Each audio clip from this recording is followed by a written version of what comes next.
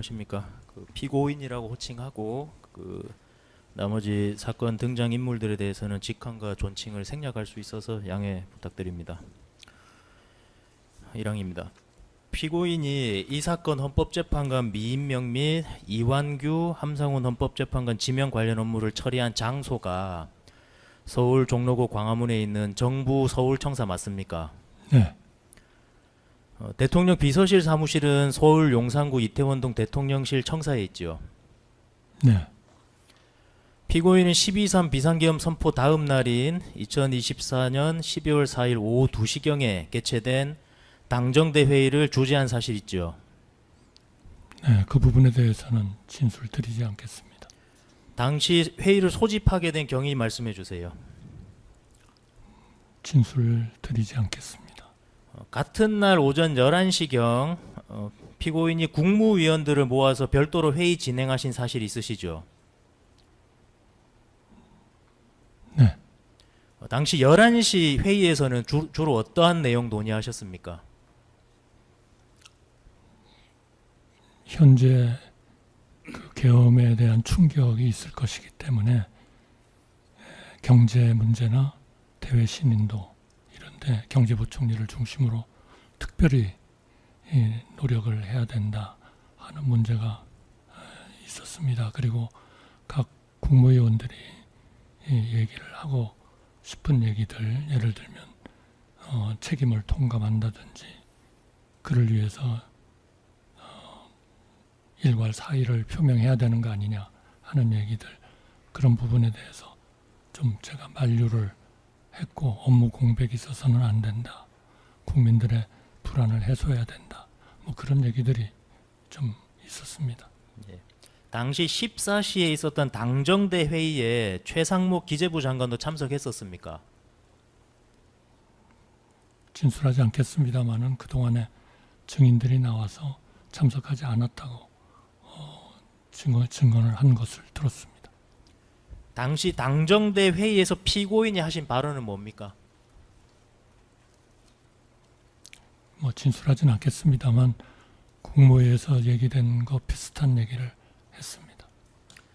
구항입니다. 당시 회의에서 탄핵 등 윤석열의 중도 임기 중단 반대를 당정대 입장으로 정한 사실 있죠. 진술하지 않겠습니다. 방기선 증인 신문 조서 제시하겠습니다. 17쪽 위에서 5행부터 11행까지 제시하겠습니다.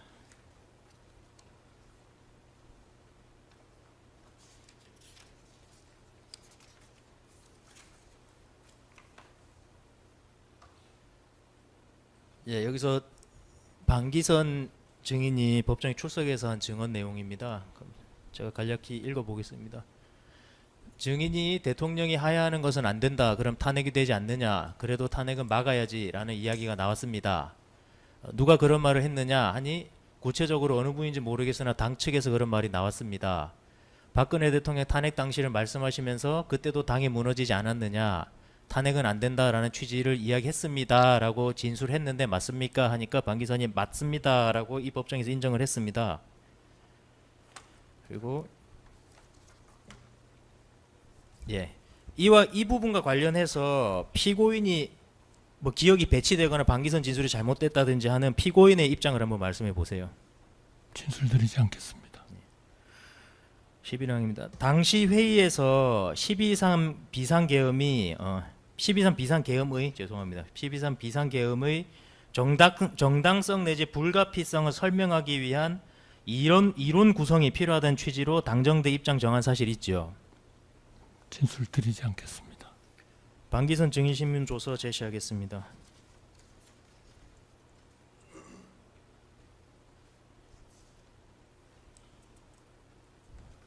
예, 죄송합니다. 이게 12쪽이 아니고 5기입니다. 11쪽입니다. 11쪽 아래에서 5행부터 12쪽입니다. 12쪽 위 2행까지 일단 제시하겠습니다.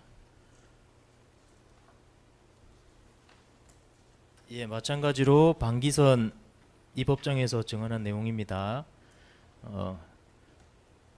당시에 대통령이 직접 계엄의 이유에 대해서 설명해야 한다는 논의가 나왔었고, 한동훈 대표가 대통령이 직접 설명을 할 때 왜 계엄을 할 수밖에 없었는지 논리 구성을 잘해서 말을 해야지 그냥 자기 주장만 막 하면 안 된다는 취지로 말씀하셨습니다. 그리고 여기 뒷부분인데요. 제가 느끼기에 한동훈 대표는 대통령이 직접 설명하는 것에 대해 부정적인 느낌으로 시니컬하게 말씀하셨습니다. 이 내용을 말씀하시는 것이 맞습니까? 라고 물었더니 방기선 증인이 예 맞습니다 라고 하면서 수사기관 진술을 인정하는 증언을 했습니다. 마찬가지로 방기선의 이 법정에서의 증언에 대해서 피고인의 의견이나 입장에 대해서 말씀해 주세요. 진술을 드리지 않겠습니다. 피고인은 당정대 회의 직후 같은 날 오후 4시 16시경 대통령실로 이동해서 한동훈, 추경호 등과 함께 대통령 면담한 사실이 있으시죠? 진술 드리지 않겠습니다. 당시 면담에 정진석 비서실장도 배석하고 있었죠? 진술 드리지 않겠습니다. 당시 대통령 면담에서 어떠한 논의했었습니까? 진술 드리지 않겠습니다.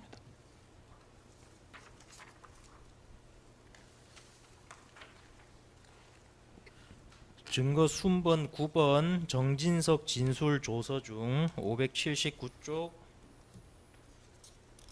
14행부터 18행까지 우선 제시하겠습니다.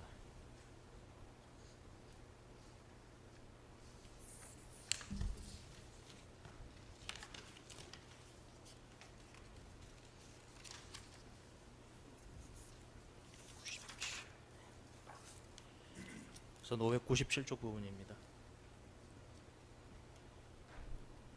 예, 정진석 비서실장의 수사 과정에서의 진술 조서 내용입니다. 말씀하신 것처럼 14시경 당정대 1차 회동을 하고 그 이후 대통령과 면담을 통해 2차 당정대 회동을 통해 당내 컨센서스가 정해진 것이라고 봅니다. 탄핵을 막아야 한다는 것이 대통령 면담에서 나왔던 논의 중 가장 핵심적인 결론이었거든요. 그 결론에 따라 추경호 원내대표도 의총을 통해 탄핵 반대 당론을 채택하였던 것입니다. 라고 기재되어 있고 599쪽 5행부터 19행까지 제시하겠습니다.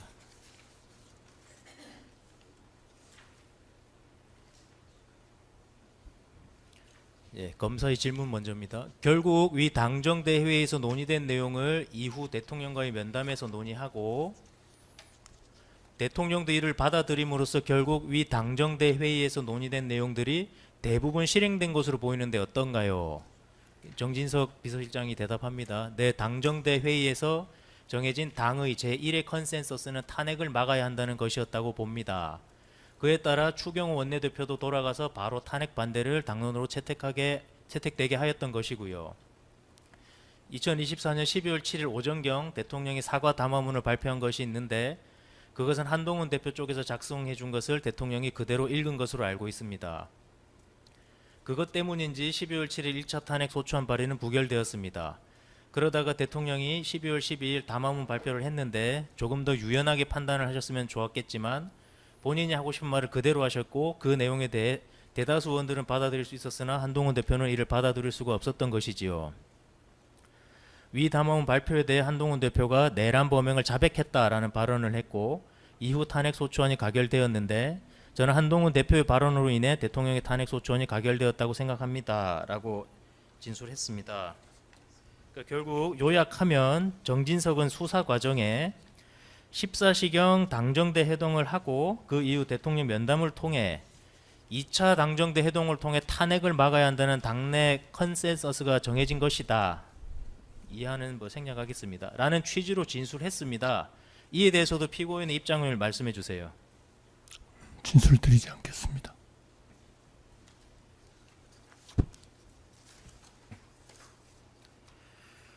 피고 16항입니다. 피고인은 2024년 12월 26일 국회가 조한창, 정계선, 마은혁입니다. 5기입니다. 마은혁에 대한 헌법재판관 선출안을 통과시키기 전에 대국민 담화를 통해서 여야의 합의가 있을 때까지 국회가 선출하는 헌법재판관을 임명하지 않겠다라는 취지의 입장 밝히셨었죠. 임명하지 않겠다는 데 역점이 있는 것이 아니고 여야가 합의를 하면 즉각 임명하겠다는 데 역점이 있는 겁니다. 그동안에 쭉 특검에서도 그 거부를 했다 이렇게 말씀을 하셨습니다만 제가 한 그 진위는 여야 정치인들이 과거에도 훌륭한 일들을 하셨기 때문에 그 훌륭한 타협 능력을 발휘해서 하나의 그 합의를 이룸으로써 국민들이 걱정하고 국민들을 갈등을 초래하고 있는 그러한 내용을 해결하는 그러한 역할을 충분히 하셔야 되고 또 하시지 않으면 안 되는 그러한 그 상황이다라는 말씀을 드리려고 호소를 드린 겁니다. 피고인이 당시 여야의 합의가 없었다고 판단하신 근거는 뭡니까? 그동안의 특검에서 여러 번 그 명단을 제출했고 특검을 구성을 했으니까 합의를 한 거 아니냐.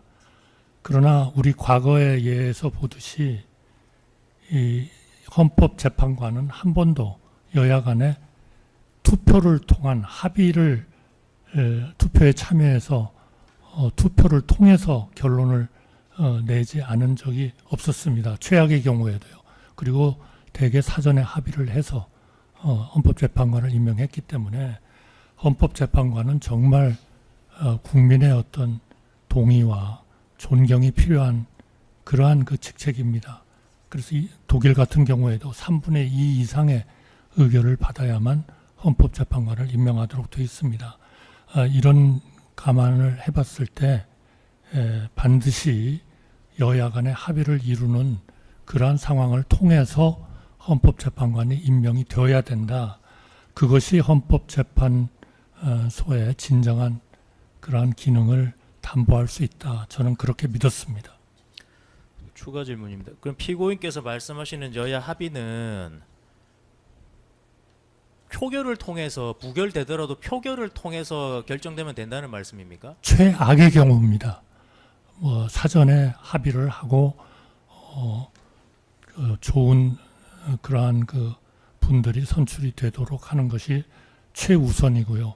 만약 그게 안 되더라도 합의에 여러 과정이 있기 때문에 추천도 하고 인사청문회에서 그 인사청문 보고서도 채택하고 그 청문 보고서를 투표를 하고 이러한 것을 통해서 우리 민주적 절차를 해야 된다. 너무 일방이 한 당이 거기에 그 다수를 차지하고 있다 그래서 일방적으로 하는 것은 저는 헌법재판관처럼 우리 국민들의 동의와 존경을 받아야 되는 그러한 그 직책하고는 저는 좀 안 맞다 그렇게 믿었습니다. 이 사건은 국민의힘이 아예 표결에 참여를 안 했는데 그러면 특정 정당이든 특정 여든 야든 특정 정치 세력이 표결에 참여를 안 해버리면은 헌법재판관 임명 선출을 하면 안 된다는 말씀이세요? 특검님께서 그동안에 주장하셨듯이 그러한 그 추천과 이런 것들이 합의의 과정이라면 저는 그 투표도 협의를 하고 논의를 하지만 안 되면 최후의 투표를 통해서라도 해결할 수 있도록 그렇게 대화와 협의와 이러한 그 노력을 해야 된다 그렇게 믿습니다. 예, 순번 393, 394, 396, 397, 398, 399 순차로 제시하겠습니다. 헌법재판관 후보자 지명 관련 국회 공문입니다.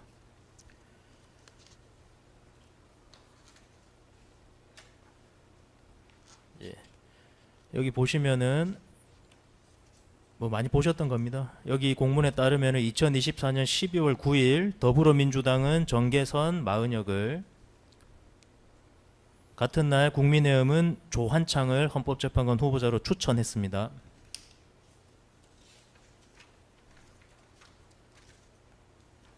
그리고 다음 날인 12월 10일 더불어민주당은 3인의 후보자에 대한 인사청문 특별위원회 위원 선임을 위한 위원 명단을 국회의장에게 송부했고, 이때 위원장을 국민의힘에게 양보했습니다. 다음으로 국민의힘은 2024년 12월 11일에 위원장을 포함한 정점식을 위원장으로 합니다. 정점식을 위원장으로 하는 위원 명단을 국회의장에게 송부했습니다.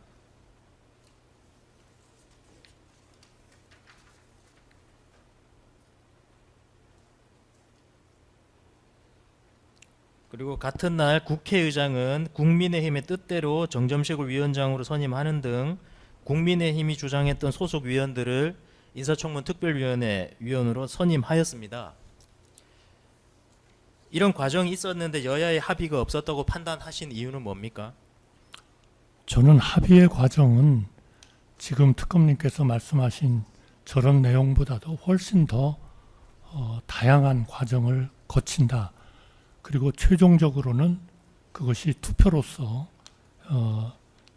결정이 되는 것이다. 저는 이렇게 봅니다.